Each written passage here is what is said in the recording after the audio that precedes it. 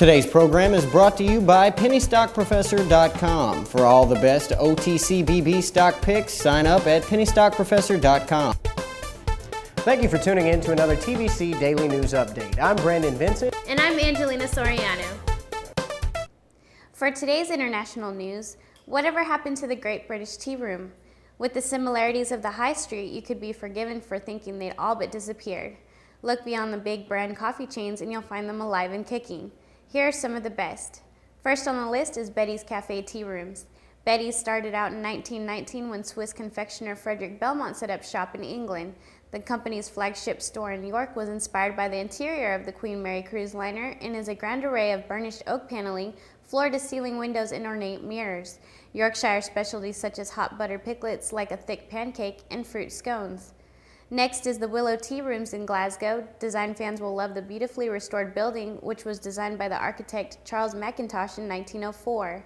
An extension has been impeccably fitted out in Mackintosh style. Waitresses still wear rustling black satin uniforms like the ones they were sporting over a century ago. Local myth has it that Sally Lunn's, that's located in the oldest house in Bath, the elegant Georgian city in the southwest of England. Home of the original Bath bun, the restaurant boasts a kitchen museum in its basement. History lovers can see an oven used in the 1600s and other period implements. Lastly, Etiquette, located in Edinburgh, is a newcomer to the tea room scene, but is a hit with the Edinburgh cognoscenti. Most of the 40-plus leaf teas are sourced from smaller estates around the world, which the company says secures a fairer price for plantation workers, and it's kinder to the environment. Hot pink and turquoise seating and brightly colored fondant fancies served on vintage cake stands inject the necessary note of playfulness. In U.S. news, Representative Mark Stephen Kirk, a Republican, and Alexi Giannoulis, the Illinois Treasurer and Democrat, won primary elections for the United States Senate on Tuesday, setting up the pair for a contest in the fall over the seat once held by the president. Though Illinois has been reliably Democratic in recent years, Republicans hope to see inroads this year, and Mr. Kirk, a 5-year term congressman with centrist-leaning views, wasted no time in making that clear. In a victory speech, Mr. Kirk said, "The people of Illinois have seen the arrogance of a one-party state. We know that one political party cannot hold all the answers, and that one political party should not hold all of the power."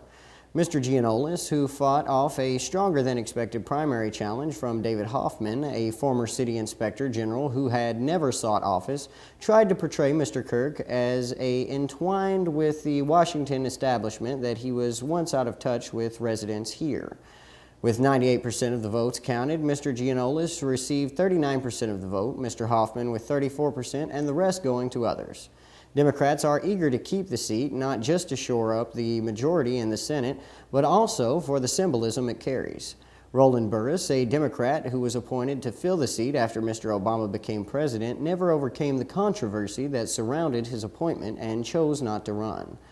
The results of the election were carefully watched at the White House, where the president was alerted to the news by his advisors late Tuesday evening.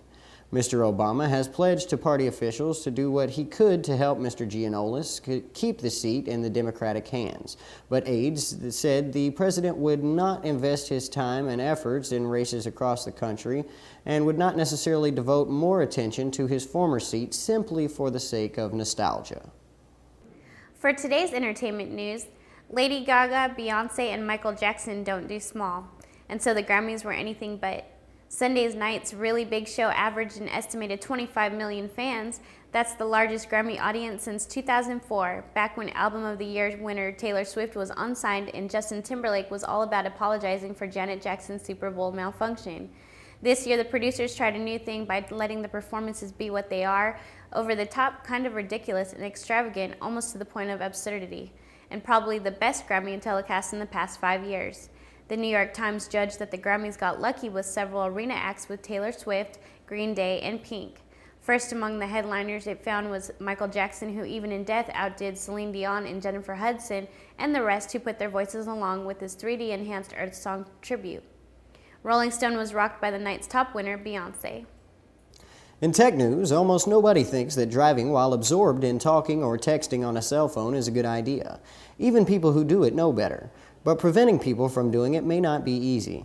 That may be one message from a study released recently by the Highway Loss Data Institute and the Insurance Institute for Highway Safety, which found no significant reduction in accident claims in states that have banned the use of handheld cell phones behind the wheel.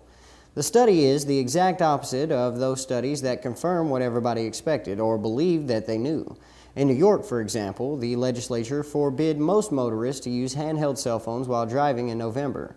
Driver phone use fell by an estimated 47%, yet while monthly collision claims in New York did not show a decline after the ban, that drop had actually begun before the ban was enacted. In California, a handheld cell phone ban became law in July of 2008, but HLDI found no notable change was apparent because of the ban. Likewise, accident claims in Connecticut and Washington, D.C. didn't show a significant change in accident claims after the bans or compared to other states that had no cell phone bans. Some in the safety community say the failure to see lower crash rates suggests stronger enforcement is needed. Others suggest that the ban on holding a phone doesn't attack the real problem, which is the distraction of talking to someone who's not in the vehicle. The study's results could give ammunition to those who say that future legislation or regulation on distracted driving needs to have a broader focus than just holding a handset. Abby Sunderland posted her latest blog on Monday. Abby stopped in Cabo on Tuesday afternoon for some maintenance for her boat Wild Eyes, and she also replied to all the confusion about her attempt at sailing solo. She said that one of the rules of circumnavigation is that she has to cross the equator twice. Abby is still north of the equator, which means that her start is going to be from Cabo San Lucas, Mexico, and end back in Cabo. Abby added she is going to go north via the Tasmanian Sea instead of the intended route of heading south of New Zealand. Abby also answered many questions from the public. One question was, how does she keep from falling overboard? Abby replied she wears a harness when on deck, and if that fails, she keeps a handheld personal locator beacon, which is used by government officials because it is so reliable. Thank you for listening, and we'll keep you updated as her story progresses. In today's green news, solar-powered flashlights are great, but you have to wait for a charge. Pool cord flashlights are great, but you have to work for a charge. But what about one that combines both, so if you're short on light or short on energy, you still get a charge? The EcoPower Solar Pool Light combines two sources of reliable alternative energy to make sure you've always got a light in a pinch. The EcoPower Solar Pool Light has one replaceable lithium battery, so even when that wears down, you don't have to toss the whole unit. You can set it in direct sunlight for 5 hours to get 30 minutes of charge, or 5 hours of daylight inside for 15 minutes of light, but you'll only get 5 minutes of light from that same 5 hours of indoor lighting. Basically, as long as you have it sitting on a shelf that gets some sunlight, you'll have a charge the next time you want to use it. But if you don't, there's a backup. The dynamo generator is powered by a pull cord, and 1 minute of continuous pulling gets you 18 minutes of light. This is perfect for a greener reading light or emergency flashlight solution, and perhaps something to put in your emergency go bag along with battery-powered options. Too bad there isn't an option for different brightness options, so that what charge you have can last longer depending on how much light you need. But the 3 bright LEDs will give you all the light you need, and the cost for this new green flashlight is only $20. Today's program is brought to you by PennyStockProfessor.com. For all the best OTCBB stock picks, sign up at PennyStockProfessor.com. Thank you for tuning in to another TBC Daily News Update. I'm Brandon Vincent. And I'm Angelina Soriano.